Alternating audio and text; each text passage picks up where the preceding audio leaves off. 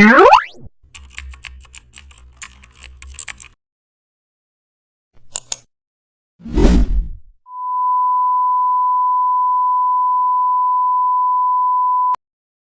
back to the channel. Don't forget to like, share and subscribe for more updates. Today we will reshape an arrow icon using the direct selection tool. Select the arrow and zoom into the tip. Activate the direct selection tool. Pull the top angle slightly downward to soften the points and also adjust the handle for a smooth torque. Now refine the left wing for the arrow. Now refine the left wing of the arrow. Adjust its handle for a clean curve. Repeat the shaping on the right wing. Ensure both sides match in flow. Fix the tail section by adjusting angles. Straighten any uneven lines.